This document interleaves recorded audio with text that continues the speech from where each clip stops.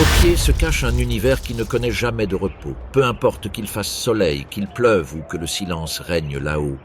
Peu importe si le monde des humains est immobile. Ici-bas, à la frontière entre la terre et l'ombre, tout bouge, tout écoute, tout chasse et tout peut mourir.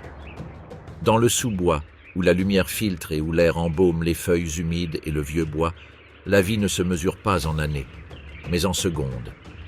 Une fraction de seconde peut faire la différence entre continuer à respirer ou finir en nourriture.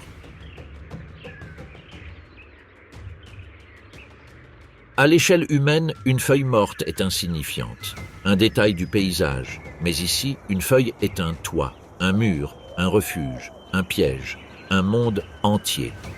Sous cette canopée de feuillage, la guerre fait rage. Des pattes patrouillent, des antennes scrutent l'air comme une carte, des yeux composés perçoivent ce qu'aucun vertébré ne pourrait jamais comprendre, et des mâchoires conçues pour une destruction précise. Voici le règne des insectes. Un empire si ancien qu'il régnait déjà sur la Terre avant même que les grands reptiles n'aient écrit leur histoire. Une domination qui s'étendait sur tous les continents, jungles et déserts, montagnes et marais. Une armée de formes et de stratégies qui n'a besoin ni de couronne ni de drapeau, car elle gouverne avec quelque chose de plus simple et de plus brutal, l'efficacité. Ici, la notion de justice n'existe pas. La notion de miséricorde n'existe pas. Il n'y a qu'une seule loi, répétée des millions de fois chaque jour, survivre. Et si la survie est la loi, alors les prédateurs en sont les garants. Les insectes prédateurs ne sont pas des créatures mauvaises. Ils ne planifient rien. Ils ne haïssent rien. Ils ne prennent aucun plaisir à la souffrance. Ils n'ont besoin de rien de tout cela. Ils sont faits pour attaquer, immobiliser, dévorer et recommencer le cycle.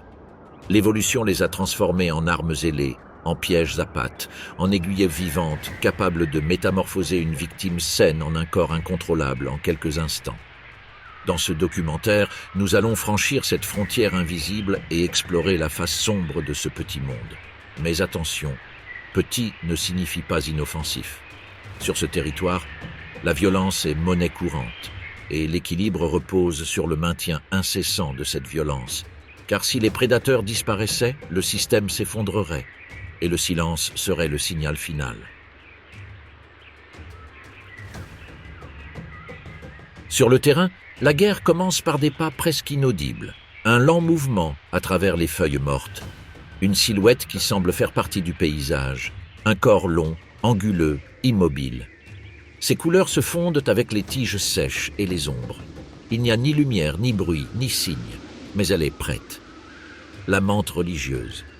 Son apparence est trompeuse pour quiconque ignore le langage de la chasse. Elle semble fragile, délicate, presque cérémonielle. Ses pattes avant, repliées contre sa poitrine, donnent l'impression d'une posture calme. Mais ce calme n'est que pure tension. Ses pattes ne sont pas au repos. Elles sont en alerte. Ce sont des faux biologiques. Chacune est armée de rangées d'épines qui s'imbriquent comme les dents d'un piège. Lorsqu'elles se referment, elles n'attrapent pas, elles emprisonnent. Et la pression est si précise que même une proie se débattant désespérément est réduite à des mouvements inutiles. La menthe religieuse ne poursuit pas comme un sprinter, elle poursuit comme un bourreau. Elle choisit l'endroit, elle choisit la hauteur de sa tige, elle choisit l'angle sous lequel sa proie passera sans se méfier, et puis elle attend. Elle peut rester immobile pendant un temps qui nous serait insupportable, des minutes, des heures, parfois plus. Son corps est figé, mais son instinct est en éveil, calculant les distances. Sa tête triangulaire se meut avec une lenteur inquiétante. Ses immenses yeux composés aux aguets aigus perçoivent le monde différemment. Il ne voit pas comme nous. Il interprète les mouvements avec une précision qui semble surnaturelle. Et lorsqu'une proie entre en portée, le monde bascule. L'attaque d'une menthe religieuse est si rapide que l'œil humain perçoit à peine le mouvement. Les pattes avant se projettent en avant, le piège se referme brusquement et l'insecte capturé est empalé entre les épines. Aucun avertissement, aucun signe, juste un craquement sec, la fin brutale d'une vie. La victime se débat. L'air vibre, ses pattes arrière martèlent le sol, ses ailes battent, mais la menthe religieuse a déjà pris le dessus. Elle attire lentement sa proie vers ses mandibules et commence à la dévorer. Parfois, elle s'attaque à la tête, étouffant ainsi toute résistance. D'autres fois, elle commence là où elle est la plus efficace. Nul besoin de se presser, car dans ce monde, la hâte est réservée à la mise à mort, non à la consommation. La scène est brutale mais fonctionnelle. Chaque proie capturée représente de l'énergie transformée en vie pour le prédateur. La menthe religieuse ne tue pas par cruauté, elle tue parce qu'elle est programmée pour cela. Et pourtant, même elle peut devenir de la nourriture. Dans ce même sous-bois, d'autres chasseurs patrouillent, non pas avec patience, mais par à-coups de vitesse. Sur le sol ferme, où la chaleur est intense et les ombres courtes, un éclair métallique apparaît. Un petit corps cuirassé aux longues jambes élastiques. Il marque une pause, puis s'élance comme propulsé par une force invisible. Le cicindèle. Son armure luise de reflets verts, cuivrés ou bleus. Ce n'est pas un ornement, c'est une protection. Mais sa véritable signature n'est pas la couleur, c'est le mouvement. Il court si vite que, parfois, sa vision devient insuffisante.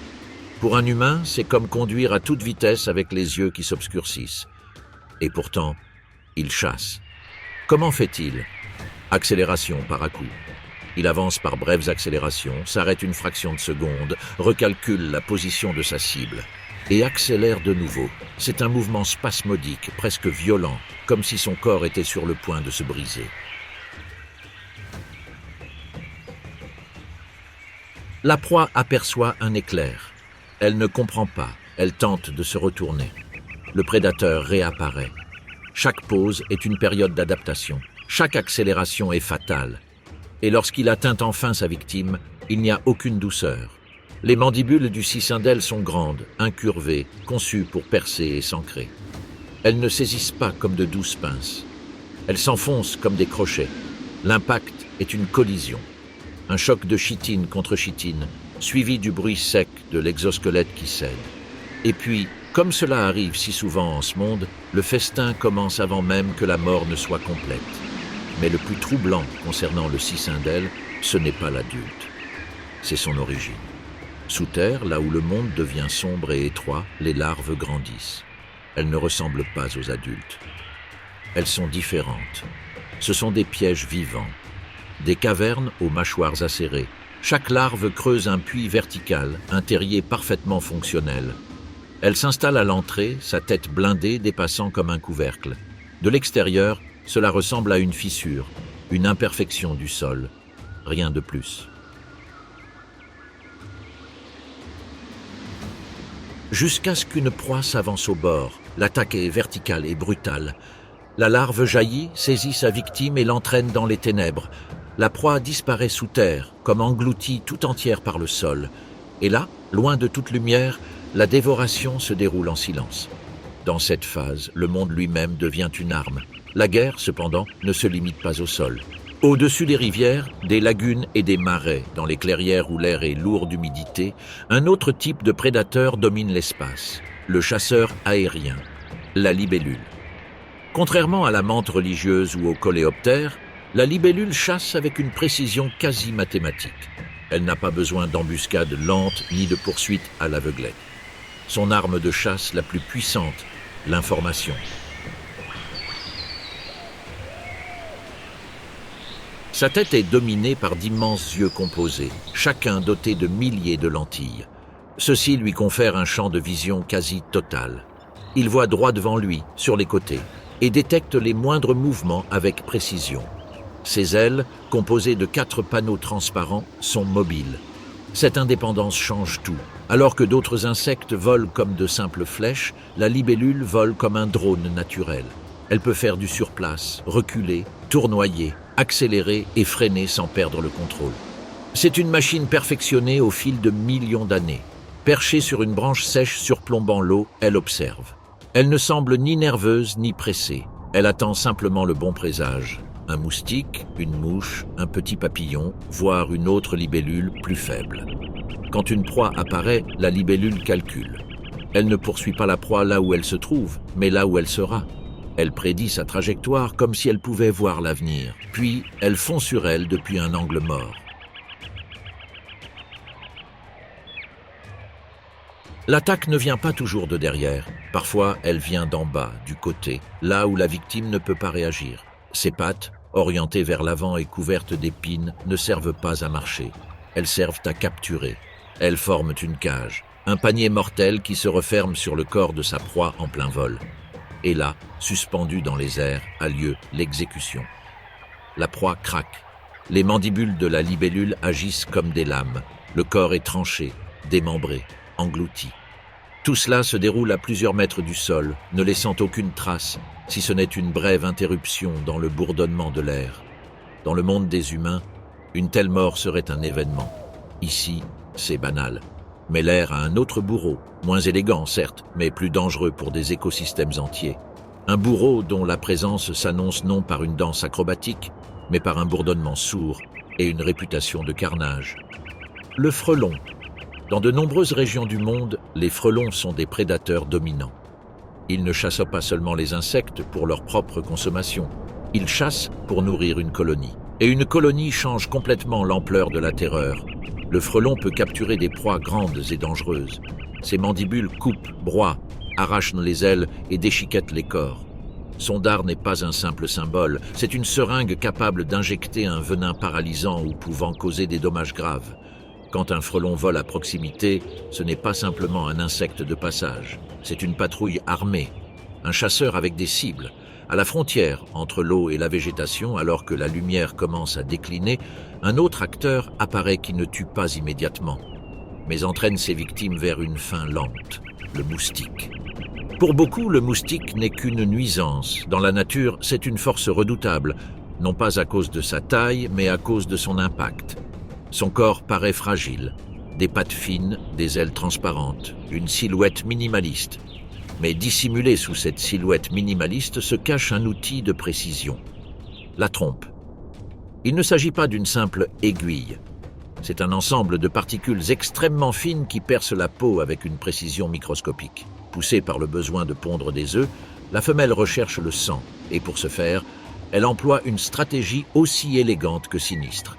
Elle anesthésie d'abord sa victime. Elle injecte de la salive qui anesthésie la zone, empêchant ainsi la victime de ressentir la piqûre. Puis, le sang afflue, l'abdomen gonfle, le moustique se gorge de sang, et il s'en va. Si cela s'arrêtait là, ce ne serait qu'un vol. Mais souvent, cette salive véhicule bien plus, des parasites, des virus, des organismes invisibles qui transforment une simple morsure en une mort lente et fatale. Quelques jours plus tard, la victime commence à s'affaiblir. Fièvre, léthargie, désorientation. Et dans un écosystème sauvage, l'affaiblissement est synonyme de vulnérabilité. Le moustique ne tue pas avec ses mandibules. Il tue en affaiblissant ses proies, en transformant des animaux sains en proies faciles et en perturbant leur équilibre. Dans le monde des insectes, la mort peut être soudaine ou différée. Mais elle survient toujours. Maintenant, regardez la scène dans son ensemble. La menthe religieuse tend des embuscades silencieuses. La cicindelle fait de sa vitesse une arme. La libellule domine les airs avec une précision mathématique. Le frelon transforme la chasse en guerre organisée. Le moustique s'infiltre dans la vie et laisse des conséquences invisibles. Chacune occupe un rôle différent. Chacune représente une forme de violence adaptée à un espace et à un but. Mais il y a un acteur qui mérite une attention particulière, l'armée, les fourmis. À première vue, une fourmi semble insignifiante. Une petite ouvrière, un corps compact, des mandibules et des antennes. Mais une colonie n'est pas qu'un simple regroupement d'individus. C'est un super-organisme, une entité composée de milliers, voire de millions, d'organismes qui agissent comme un seul. Au sol, une colonne de fourmis peut ressembler à une route. Mais c'est une voie militaire, une voie d'approvisionnement, une ligne de conquête. Lorsqu'une colonie décide d'attaquer, il ne s'agit pas d'une chasse, mais d'une occupation. Les fourmis avancent en masse, repérant les vibrations et les odeurs, marquant leur progression par des pistes chimiques et renforçant leur avancée grâce aux phéromones. Si elles trouvent une proie affaiblie, elles l'encerclent. Si elles trouvent un intrus, elles le recouvrent. Les mandibules s'ancrent, les aiguillons apparaissent, le venin fait son œuvre. Et si l'une tombe, une autre prend sa place. La force ne réside pas dans l'individu, elle réside dans la continuité. C'est la même logique qu'avec une marée. On ne lutte pas contre une vague, on lutte contre la mer. Et ainsi, feuille après feuille, branche après branche, goutte après goutte, le monde microscopique révèle son vrai visage. Une guerre sans fin. Il ne s'agit pas d'un phénomène isolé, ni d'un aspect obscur caché. C'est le moteur de l'équilibre. Les prédateurs régulent les populations, préviennent les épidémies incontrôlées, maintiennent les chaînes alimentaires et préservent la santé de l'écosystème. Quand un prédateur chasse, cela peut paraître cruel. En réalité, c'est un moyen de contrôle, de régulation, un système. Et pourtant, même dans ce domaine parfaitement réglé, il existe une menace qui ignore tout de la chitine, des ailes, des poisons et des mâchoires. Une menace que ni la vitesse ni le camouflage ne peuvent contrer. Car au-delà de cette guerre éternelle, l'environnement change. Les marais se polluent, les eaux deviennent stériles. Les larves de libellules, qui prospérèrent jadis en tant que chasseuses sous-marines, se retrouvent avec moins d'oxygène, moins de nourriture et un avenir incertain. Les forêts se fragmentent, et avec elles disparaissent les fleurs, les abris, les micro-habitats, où ces prédateurs perfectionnaient leur stratégie. Les pesticides font taire les prédateurs. Ils n'éliminent pas seulement les nuisibles, ils perturbent des écosystèmes entiers. Et lorsque le système perd ses prédateurs, l'équilibre est rompu. Dans le monde restreint des petites choses, ce sont les grands changements qui se font sentir en premier. Mais pour l'instant, alors que la nuit tombe et que le sous-bois s'assombrit, l'empire perdure. Les antennes continuent de scruter l'air. Les ailes continuent de fendre l'humidité. Les mandibules continuent de s'ouvrir et de se fermer avec précision. La guerre continue, car cet univers n'a pas besoin de lumière pour exister. Il a seulement besoin de mouvement. Et dans la prochaine partie, nous allons aborder le territoire des tueurs les plus inquiétants. Ceux qui non seulement tuent, mais contrôlent le corps de leurs victimes, la transforment en instrument et la consument de l'intérieur. Lorsque la nuit tombe sur les sous-bois, le champ de bataille ne s'obscurcit pas. Cela change simplement les règles du jeu. Le silence s'épaissit, les sons s'estompent, la visibilité se réduit à des ombres indistinctes. Mais dans cette pénombre, certains prédateurs déploient tout leur potentiel. Ici, la force brute n'est plus l'arme principale, la vitesse ne suffit plus. Sur ce territoire règne quelque chose de plus subtil, le poison. Le poison est l'une des plus anciennes armes de la vie. Bien avant l'apparition de griffes géantes ou de crocs acérés, la chimie décidait déjà du sort des batailles. Une goutte invisible peut accomplir ce que la force brute ne peut, paralyser, liquéfier, détruire des systèmes entiers de l'intérieur. Dans le monde des insectes, le poison ne se contente pas de tuer. Il contrôle, il domine, il humilie. Et rares sont ceux qui incarnent cette puissance avec une telle force qu'une petite silhouette sombre, crainte même par des créatures des centaines de fois plus grandes. La fourmi balle. Sur le sol humide de la forêt tropicale, où la litière de feuilles s'amoncelle et où la lumière filtre à peine, patrouille un insecte qui n'a pas besoin du nombre pour imposer le respect. Contrairement aux autres fourmis, il ne marche pas en colonnes interminables. Il ne dépend pas de la force collective. Elle préfère la solitude. Son corps est compact et robuste, recouvert d'une carapace chitineuse sombre qui se fond dans le sol. Il ne mesure que quelques centimètres, mais sa présence suffit à modifier le comportement d'animaux bien plus imposants. Il ne fuit pas, il ne se cache pas lorsqu'il est provoqué. Continuez comme ça. La fourmi balle parcourt son territoire avec une détermination quasi mécanique. Ses antennes s'agitent sans relâche, interprétant le monde à travers les vibrations et les signaux chimiques. Pour elle, le sol n'est pas qu'une simple terre. C'est une carte vivante d'informations, traces récentes, corps à proximité, proie potentielle. Lorsqu'il détecte un mouvement, il n'attaque pas immédiatement. Il ralentit, il ajuste son angle, il se fond dans le décor. Et lorsqu'il décide d'agir, il le fait sans droit à l'erreur. Ses mâchoires se referment sur sa proie avec une force brutale, l'immobilisant. Mais ce n'est pas la fin, c'est le commencement.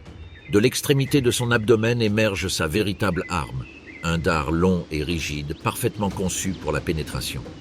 Ce n'est pas un outil de défense symbolique, c'est une dague chimique. La piqûre se produit en une fraction de seconde. Le poison pénètre dans le corps de la victime et déclenche le chaos. Il ne s'agit pas d'une simple toxine paralysante, C'est une substance qui trompe le système nerveux, envoyant des signaux de douleur extrême, une décharge constante et implacable. Chez les grands animaux, l'effet est dévastateur. Chez les petites proies, il est mortel. Le corps est pris de convulsions. Les muscles se contractent de façon incontrôlable. La coordination disparaît. La proie reste en vie, mais incapable de s'échapper. Dans cet état, la fourmi agit avec une froideur absolue. Elle démembre, elle transporte, elle consomme. Mais la fourmi, balle de fusil, n'utilise pas son venin uniquement pour chasser. Lorsqu'un intrus pénètre sur son territoire, un mammifère curieux, un reptile imprudent, la fourmi ne recule pas. Elle émet un cri d'avertissement, un crissement produit par le frottement de différentes parties de son abdomen. C'est un signal clair. Battez en retraite ou vous en subirez les conséquences. Certains ignorent le message. Et voilà qu'une minuscule créature devient la cible de la douleur d'un animal gigantesque. Une simple piqûre suffit à provoquer une réaction immédiate. Cris, convulsions, fuite désespérée. Le territoire est délimité. C'est le genre de pouvoir qui ne se mesure pas à sa taille, mais à son impact. Mais la fourmi balle de fusil n'est pas la seule à utiliser la chimie comme arme. Dans le désert, dans la jungle, dans les broussailles arides, un autre prédateur a mis au point une technique encore plus terrifiante. Une technique qui non seulement tue, mais transforme le corps de sa proie en nourriture liquide. La punaise de lit tueuse. Au premier abord, la punaise assassine n'inspire pas le respect. Son corps est allongé, ses pattes fines, ses mouvements lents. Elle n'a pas l'air d'un redoutable prédateur. Mais cette impression ne dure pas.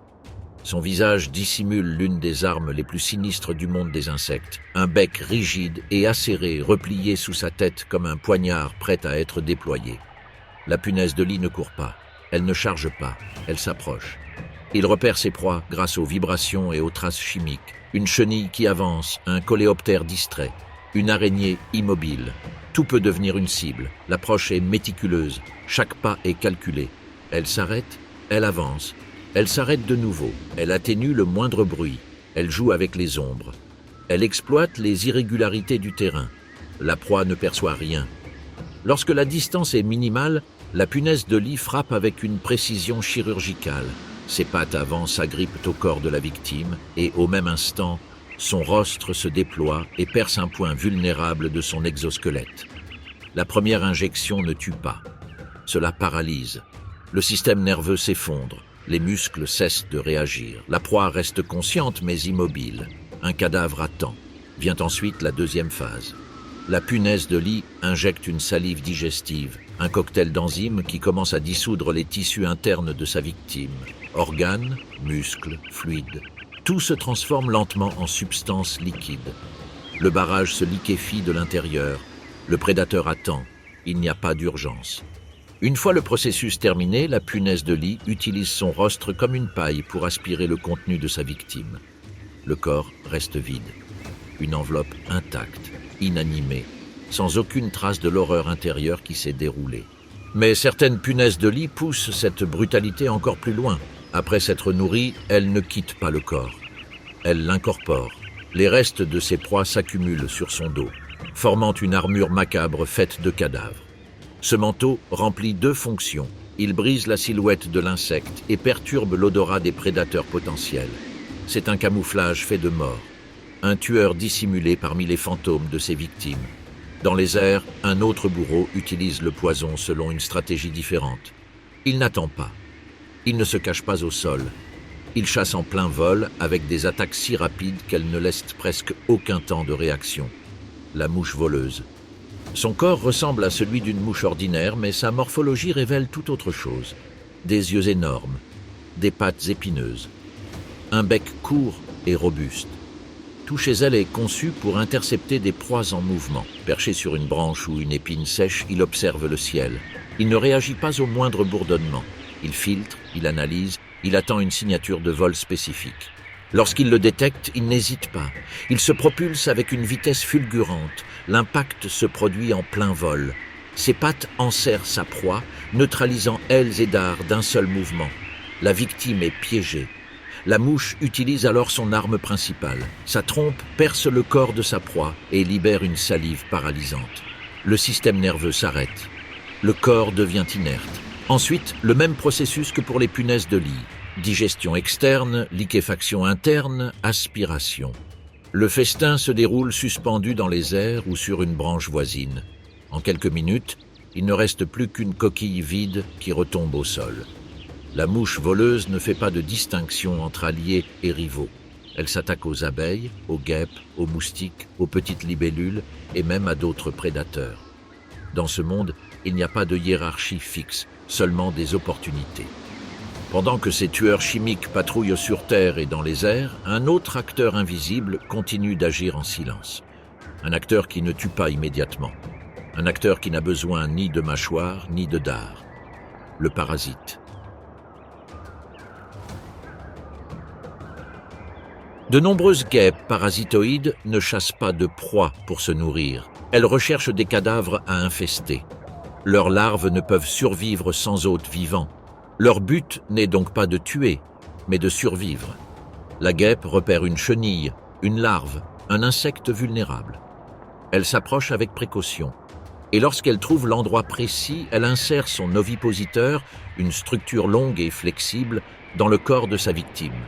Les œufs sont déposés à l'intérieur. La proie est toujours vivante. Elle mange toujours. Elle bouge toujours.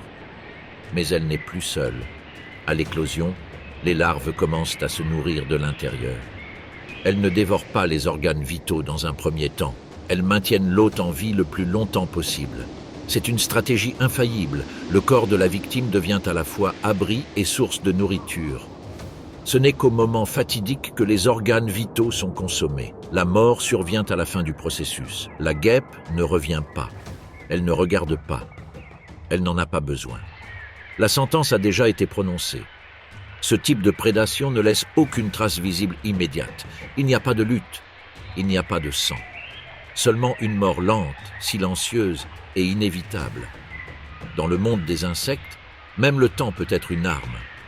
Mais ce fragile équilibre entre prédateur et proie est confronté à une menace qui ignore tout de la chitine et des toxines, l'environnement changeant. Les pesticides ne font pas de distinction entre les ravageurs et les prédateurs. L'eau contaminée n'affecte pas qu'une seule espèce. La dégradation des sols détruit les terriers, les abris et des micro-écosystèmes entiers. Lorsque les tueurs chimiques disparaissent, les populations qu'ils contrôlaient explosent. Le système se déséquilibre. Le chaos s'installe. Le monde, bien que petit et fragile, il n'est pas faible. Il perdure. Il s'adapte. Mais chaque perte laisse une cicatrice invisible. Et tandis que le soleil se couche et que la nuit tombe, les prédateurs poursuivent leur patrouille. Venin prêt, bec acéré, dard tendu. Car ici, à cette échelle minuscule, la guerre ne s'arrête jamais. Dans le monde microscopique, la solitude n'est pas toujours un avantage. Jusqu'ici, nous avons vu des tueurs solitaires, des chasseurs qui misent sur la patience, la rapidité ou le poison. Des prédateurs qui exécutent silencieusement, un par un, tels des bourreaux implacables. Mais il existe une autre forme de terreur, une terreur qui ne repose ni sur l'habileté personnelle, ni sur la subtilité chimique. Celui qui l'emporte par le nombre. Lorsque la mort cesse d'être un acte isolé et devient un phénomène collectif, tout l'écosystème est bouleversé. Dès lors, la prédation n'est plus une embuscade, mais une invasion. Dans la nature, peu de forces sont aussi dévastatrices qu'un essaim coordonné. Ils ne pensent pas individuellement. Ils n'hésitent pas. Ils ne s'arrêtent pas face à la douleur ou à la résistance. Ils avancent comme une seule entité, une masse vivante guidée par des impulsions chimiques et des signaux invisibles, un super-organisme. Et parmi toutes les armées du monde des insectes, il en est une dont la réputation a traversé les continents et les générations, les fourmis. À première vue, une fourmi paraît insignifiante. Un petit corps segmenté, des mandibules fonctionnelles, des antennes qui s'agitent sans cesse. Mais cette perception est une dangereuse erreur, car une fourmi n'existe pas seule. Elle fait partie d'un ensemble bien plus vaste. Une colonie n'est pas un groupe, c'est une intelligence distribuée. Un organisme fragmenté en des milliers de corps. Chaque individu remplit une fonction spécifique. Ouvrier, soldat, explorateur. Nul n'agit de son propre chef. Tous réagissent à un système de communication chimique si efficace qu'il surpasse toute structure humaine en rapidité de réaction. Sur le sol forestier, un éclaireur avance. Ses antennes rasent le sol, détectant les vibrations et les molécules en suspension dans l'air. Il ne cherche pas seulement de la nourriture pour lui-même, mais aussi des opportunités pour toute la colonie. Lorsqu'il repère une proie, un insecte blessé, une larve exposée, un petit vertébré affaibli, il n'attaque pas immédiatement. Il la marque. Une goutte de phéromone tombe au sol. C'est un signal, un message chimique qui dit « la nourriture est là ». Et le message ne reste pas sans réponse. En quelques minutes, la terre semble s'animer. De fissures invisibles, de tunnels cachés sous terre, des dizaines, des centaines, des milliers de corps émergent. La colonne se forme avec une précision troublante. Il n'y a ni chaos ni désordre. Chaque fourmi suit la piste chimique avec une exactitude chirurgicale. Le chemin est renforcé à chaque pas, à chaque nouveau signal. La proie ne comprend toujours pas ce qui se passe. Lorsque l'essaim atteint sa cible, la scène cesse de ressembler à une chasse et se transforme en siège. Les fourmis encerclent la proie. Leurs mandibules se referment brusquement. Les espèces qui en sont dotées déploient leur dard. L'attaque n'est pas concentrée sur un seul point, mais diffuse. La proie est immobilisée par des centaines de points de douleur simultanés. Il est impossible de les combattre tous en même temps. Le corps se couvre d'insectes. Les fourmis grimpent, s'ancrent, piquent. Chacune contribue à des dégâts minimes. Ensemble, elles provoquent l'effondrement. En quelques minutes, un animal dont la taille dépasse de centaines de fois celle de chaque fourmi individuelle cesse de bouger, mais la mort n'est pas la fin du processus, c'est le début de la récolte. Une fois la proie tombée, la colonie entre dans une seconde phase, le démembrement. Les mandibules coupent, déchirent et séparent les segments. Chaque fragment est transporté par une ouvrière différente. La scène, qui paraissait auparavant chaotique, se transforme en une chorégraphie ordonnée. Un cortège de morts se dirige vers le nid. Rien n'est gaspillé. Sous la surface, le nid est une véritable cité souterraine. Chambres, tunnels, entrepôts. En son centre, protégée par des couches de cadavres et de terre compactée, se trouve la reine, source de toute la colonie, la raison de chaque attaque. Tout ce que l'essaim capture est converti en énergie pour lui-même et pour les générations futures. La colonie se développe, mais toutes les fourmis ne chassent pas de la même manière. Dans certaines régions du globe, il existe une version encore plus agressive de cette stratégie collective. Une espèce de fourmi dont la réputation repose non seulement sur son nombre, mais aussi sur l'intensité de ses attaques. Fourmis rouges. Dans les milieux chauds et ouverts comme les déserts et les savanes, ces fourmis construisent des forteresses visibles, des monticules de terre qui dissimulent des réseaux complexes de galeries. À première vue, ces structures semblent inoffensives, mais franchir leur périmètre est une grave erreur. Les fourmis rouges ne vous préviennent pas, ils attaquent. Lorsqu'un intrus pénètre sur leur territoire, les sentinelles réagissent immédiatement. Un signal chimique est libéré et le sol s'ouvre littéralement. Une marée rougeâtre émerge et se dirige vers la cible. Il n'y a pas de retraite, il n'y a pas de négociation. Les fourmis grimpent le long des pattes, s'agrippent avec leurs puissantes mandibules et commencent à piquer. Le venin ne tue pas instantanément, mais il provoque une douleur intense, brûlante et constante. Une piqûre est gênante, 10 sont insupportables, des centaines sont invalidantes, des milliers sont mortelles. La victime se débat, roule sur elle-même, tente de s'échapper, mais la masse est trop importante. Pour chaque fourmi écrasée, 10 autres prennent sa place. La colonie ne recule pas, elle ne ressent aucune peur, elle n'évalue pas les pertes. L'objectif est de neutraliser, et il réussit. Mais même ces armées ont des ennemis. Dans certains déserts, certains reptiles ont développé une résistance partielle au poison. Peau épaisse, écailles protectrices, langue spécialisée qui capture les fourmis une à une. Ces prédateurs transforment la fourmilière en un festin permanent, défiant l'essaim avec un calme déconcertant. C'est une guerre sans fin, l'adaptation contre l'adaptation. Dans les airs, une autre forme d'organisation collective domine le ciel, les frelons. Contrairement aux abeilles, dont l'agressivité est généralement défensive, les frelons sont des chasseurs actifs. Ils n'attendent pas d'être attaqués, ils recherchent activement leur proie. Et lorsqu'ils les trouvent, ils peuvent agir seuls ou en groupe. Un frelon éclaireur patrouille la forêt. Ses yeux détectent les mouvements. Ses mandibules analysent l'air. Lorsqu'il repère une source de nourriture abondante, un nid d'abeilles, une colonie vulnérable, il n'attaque pas immédiatement, marque. Il frotte son abdomen contre la surface, y déposant un signal chimique précis. Le message est sans équivoque, cible localisée. Puis il s'en va. Quelques minutes plus tard, le ciel change. Une escadrille émerge du nid de frelons. 20, 30, parfois plus. Elles volent en formation lâche, suivant la piste invisible qui les guide vers la colonie marquée. À leur arrivée, il n'y a pas de reconnaissance. Il n'y a aucun doute. Le massacre commence. Les frelons se positionnent à l'entrée du nid ennemi. Les abeilles gardiennes émergent en masse, tentant de défendre leur demeure.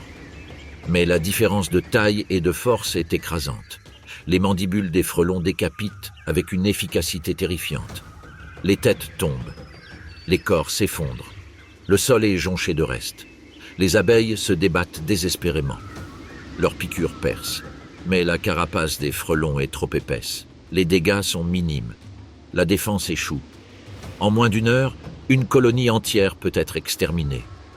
Des dizaines de milliers de personnes disparaissent. Mais le miel n'est pas le but. Les frelons ignorent le nectar stocké. Leur véritable cible, ce sont les larves et les nymphes, l'avenir de la colonie anéantie. Chaque frelon arrache des morceaux de la ruche en extrayant les jeunes sans défense. Il les transporte ensuite dans son propre nid où ils serviront de nourriture à ses larves. C'est un pillage total. Pour autant, même ces tyrans organisés ne sont pas invincibles. Certains oiseaux spécialisés ont développé des défenses contre ces piqûres. Un plumage épais, des écailles et des techniques pour déterrer les nids et dévorer les larves.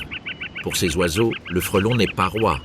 C'est une proie dangereuse, mais lucrative. La chaîne alimentaire trouve toujours un moyen de s'équilibrer. Mais toute organisation collective ne repose pas sur la force ou le nombre. Chez certains insectes, la coopération prend des formes plus subtiles et plus inquiétantes. Il existe des espèces qui ne chassent pas ensemble, mais dont les cycles de vie sont synchronisés de telle sorte que leur impact collectif est dévastateur. Des générations entières émergent simultanément, saturant l'environnement, épuisant les ressources et perturbant des écosystèmes entiers. Lorsque des millions d'individus apparaissent simultanément, même les prédateurs sont submergés. Et pourtant, même ce chaos apparent a une fonction. Il contrôle les populations, il régule les écosystèmes, il oblige les autres prédateurs à s'adapter, à diversifier leur régime alimentaire, à évoluer. Le monde des insectes n'est pas l'anarchie. C'est un système d'une efficacité redoutable. Mais ce système n'est pas invulnérable. Lorsque l'environnement change trop rapidement, l'organisation cesse d'être un avantage. Pesticides, destruction des habitats, fragmentation des sols, un nid qui a mis des années à se construire peut disparaître en quelques minutes. Et lorsqu'une colonie s'effondre, ce ne sont pas seulement les individus qui meurent. Une fonction écologique disparaît. Sans fourmis, les débris s'accumulent. Les ravageurs prolifèrent. Le sol s'assèche. Sans guêpes, certaines populations deviennent incontrôlables. Sans essaim, l'équilibre est rompu. La violence organisée, aussi brutale qu'elle puisse paraître, est un élément clé du système. Pendant ce temps, à l'ombre des forêts et sous le soleil implacable du désert, les armées poursuivent leur marche. Des colonnes invisibles sillonnent les territoires. Des escadrilles ailées décollent en quête de nouveaux objectifs. La guerre n'a pas besoin de repos, car dans ce monde, la mort n'est pas un accident. C'est un processus. Dans la guerre du monde microscopique, tous les assassins ne recourent pas à la force, au nombre ou au poison immédiat. Certains préfèrent quelque chose de bien plus dangereux, la tromperie. Tandis que les armées progressent et que les prédateurs chimiques exécutent des sentences invisibles, une autre élite silencieuse existe. Des chasseurs qui ne poursuivent pas, qui ne chargent pas, qui n'attaquent pas en masse. Des chasseurs qui utilisent l'environnement lui-même comme une arme. Ici, la mort ne fuit pas. La mort attend. Dans la jungle, dans le désert, dans les clairières baignées de soleil ou dans la pénombre humide des sous-bois, il existe des formes qui semblent inanimées. Des feuilles qui ne bougent pas, des fleurs qui ne se fanent pas, des brindilles qui ne se brisent pas au vent.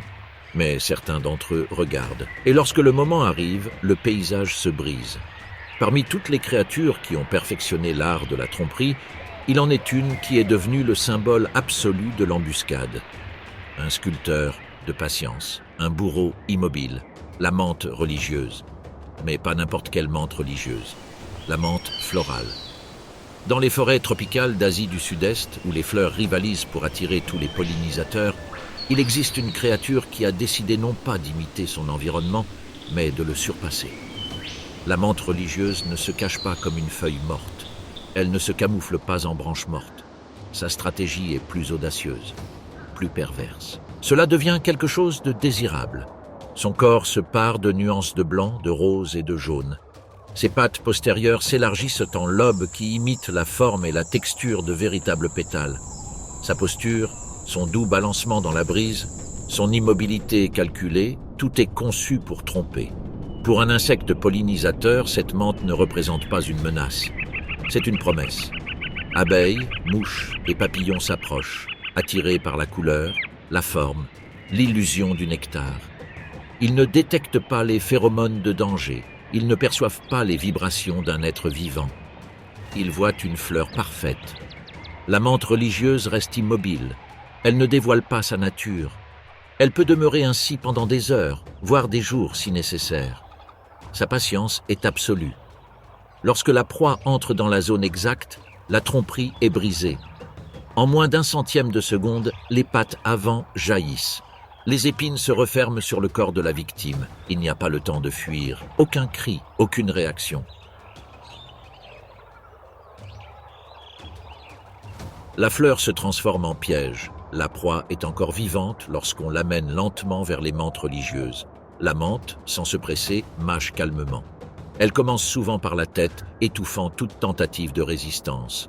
Le contraste est brutal, beauté et violence coexistant dans un même corps. Mais la supercherie ne s'arrête pas à la chasse. Chez cette espèce, même la reproduction est un prolongement de la prédation. À l'approche de la saison des amours, l'air se charge de signaux chimiques. Les mâles, bien plus petits et fragiles, y répondent. Ils connaissent le risque, mais l'instinct est plus fort que la peur. L'approche du mâle est une danse de pure tension.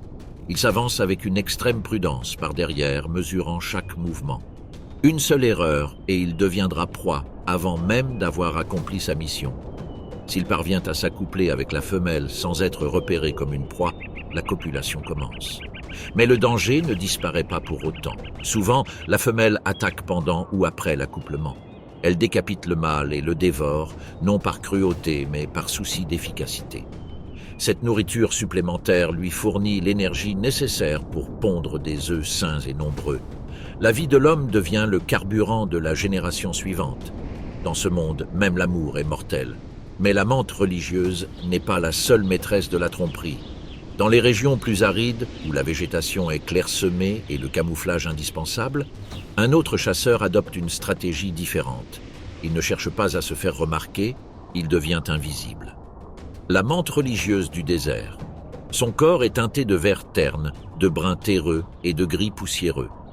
Chaque segment imite des tiges sèches, des feuilles fanées et des débris végétaux. Il ne ressemble pas à un insecte. Il se confond avec la terre. Elle ne se cache pas derrière son environnement. Elle ne fait qu'un avec lui. Cette menthe religieuse peut rester immobile pendant des heures sous un soleil de plomb. Sa tête triangulaire pivote lentement, scrutant l'espace grâce à des yeux qui calculent la profondeur avec une précision stéréoscopique. Il ne poursuit pas sa proie. Il la laisse venir à lui. Une sauterelle avance le long de la même branche. Un insecte herbivore distrait s'approche. La menthe religieuse ne se raidit pas. Elle ne montre aucune appréhension. Elle reste immobile, jusqu'à ce que la distance soit suffisamment réduite. L'attaque est l'une des plus rapides du règne animal. Les pattes avant se referment comme des guillotines vivantes. La proie est empalée sur des épines. L'exécution commence. Mais même ces assassins parfaits ont des ennemis. Oiseaux, reptiles, chauves-souris. Certains ont appris à déjouer la ruse. Dès qu'elle est repérée, la menthe religieuse change de stratégie.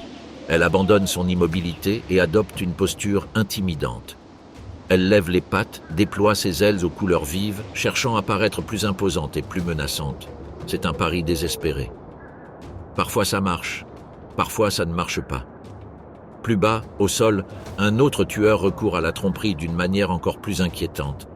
L'insecte rouge tueur. Cette créature ne se contente pas de tuer. Elle utilise les corps de ses victimes comme élément de camouflage. Après avoir liquéfié et aspiré les entrailles de sa proie, elle ne se débarrasse pas de son exosquelette. Il le garde. Les restes s'amoncellent sur son dos, formant une armure grotesque faite de cadavres. Visuellement, cela ressemble à un tas d'ordures. Au nez, une odeur de mort ancienne s'en dégage, désorientant les prédateurs qui chassent à l'odorat. C'est un camouflage bâti à partir des souvenirs de ses crimes. Cette ruse n'est pas esthétique, elle est fonctionnelle. Elle lui permet d'approcher de nouvelles proies sans être repérée et, en même temps, de se cacher de ceux qui voudraient la dévorer. La mort se déguise en ordure. Un autre spécialiste de la désinformation patrouille dans les airs, la mouche voleuse. Son corps est discret, il n'est pas coloré. Sa stratégie n'est pas d'attirer l'attention, mais de rester invisible jusqu'au dernier moment. Perché sur son perchoir, il ressemble à une mouche comme les autres, inoffensif. Mais sa vision est précise, ses réflexes mortels.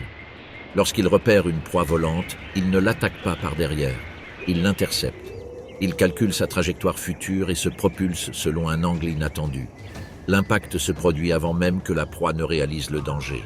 La tromperie ne réside pas ici dans la forme, mais dans la perception. La victime ne voit jamais la mort venir. Et si ces prédateurs excellent dans les embuscades individuelles, d'autres poussent la tromperie à une échelle massive. Certaines espèces d'insectes synchronisent leur émergence. Des millions d'entre eux apparaissent simultanément, saturant l'environnement. Les prédateurs ne peuvent pas tous les consommer. Le surplus assure leur survie. Il s'agit d'une stratégie collective fondée sur les chiffres. Mais même dans ce chaos apparent, il y a de l'ordre. La tromperie n'est pas le fruit du hasard. Elle est le résultat de millions d'années de sélection. Chaque couleur, chaque forme, chaque comportement a été testé et perfectionné par la mort. Ceux qui ont échoué ont disparu. Cependant, cette danse délicate entre chasseurs et proies se heurte à un ennemi qui ne comprend ni le mimétisme ni les stratégies évolutives. La modification de l'environnement. Lorsque les forêts sont fragmentées, les fleurs disparaissent. La menthe religieuse perd son habitat. Lorsque les sols se dégradent, les couleurs ne s'harmonisent plus. L'illusion disparaît.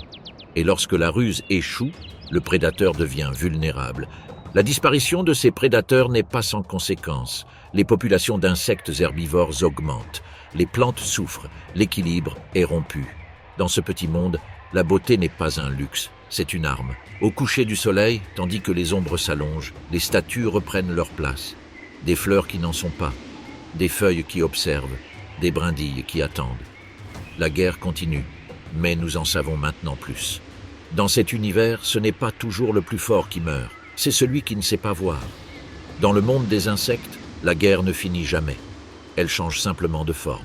Depuis des millions d'années, cet univers microscopique fonctionne comme une machine précise, alimentée par la mort. Chaque espèce occupe une place, chaque prédateur remplit une fonction. Chaque proie, en tombant, maintient l'équilibre du système. Rien n'est accidentel, rien n'est gratuit. Cependant, même les systèmes les plus anciens et les plus perfectionnés peuvent tomber en panne. Jusqu'ici, nous avons observé les redoutables bourreaux du règne des insectes. Des chasseurs d'une précision chirurgicale, des armes biologiques perfectionnées par la sélection naturelle, des stratégies qui ne tolèrent aucune erreur. La menthe religieuse, reine de la furtivité. La libellule, souveraine des airs. La fourmi, incarnation du pouvoir collectif. Le frelon, exécuteur de massacres organisés. La mouche voleuse, assassin du ciel. Le punaise rouge, bourreau silencieux. Mais ce monde ne tourne pas uniquement autour du succès. Pour vraiment le comprendre, il faut observer l'échec. La menthe religieuse, par exemple, n'est pas une créature infaillible. Sa réputation de tueuse parfaite masque une réalité bien plus fragile. Sa stratégie repose sur une seule condition, ne pas être repérée. Et c'est un risque constant. Dans les écosystèmes denses, comme les forêts tropicales humides et les maquis, de nombreux oiseaux insectivores ont développé une vision extraordinairement fine. Ils ne recherchent pas des formes complètes, mais des erreurs, de minuscules irrégularités dans la géométrie naturelle de leur environnement.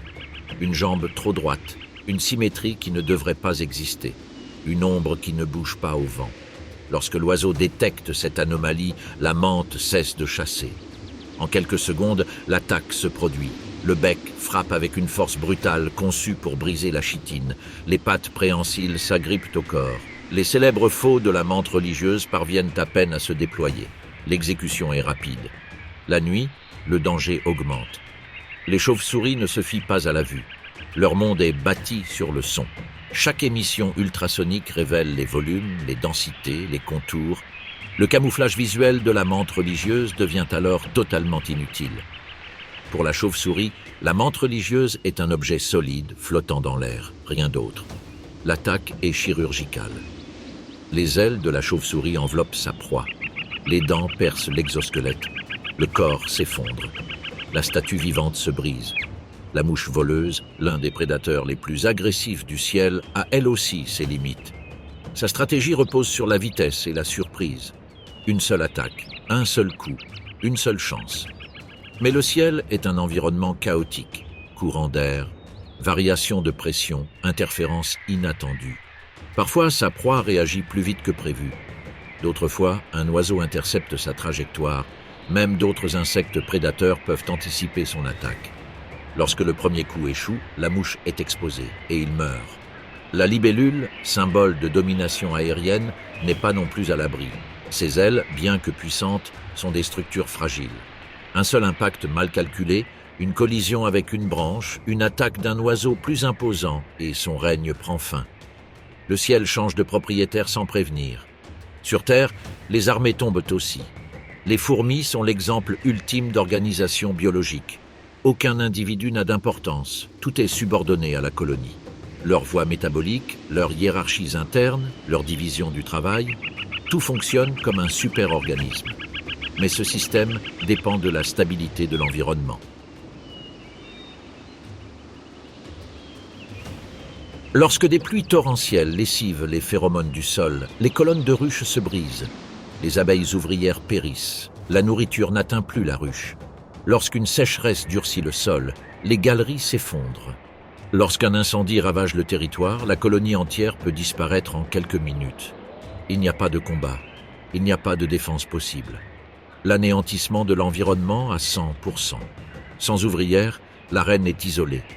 Sans nourriture, les larves meurent.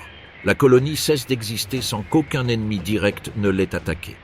Un empire disparaît sans témoin. Les frelons géants, super prédateurs du monde des insectes, ne sont pas invincibles non plus. Leur force repose sur le nid, cette forteresse de papier et de bois où se développe la génération suivante. Et certains ennemis ont appris à attaquer sur place. Des oiseaux spécialisés, au plumage épais et résistants aux piqûres, creusent, détruisent et pillent les nids. Les larves sans défense sont dévorées une à une. La lignée est en train de disparaître. Le tyran se retrouve sans héritier. Jusqu'ici, tout se déroule selon une logique naturelle. Des prédateurs succombent à d'autres prédateurs. Les stratégies échouent. Les environnements évoluent progressivement. Mais une force complètement différente a maintenant émergé. Une espèce qui ne participe pas à la chaîne alimentaire. Une espèce qui ne répond pas à l'évolution. Les rivières et les zones humides sont polluées. Des produits chimiques modifient la composition de l'eau. Le taux d'oxygène diminue. Les larves de libellules, qui vivent des mois, voire des années, sous l'eau, meurent avant d'avoir achevé leur développement. Le cycle de vie est interrompu. Les forêts se fragmentent. L'exploitation forestière élimine les fleurs spécifiques que certaines menthes utilisent pour se camoufler.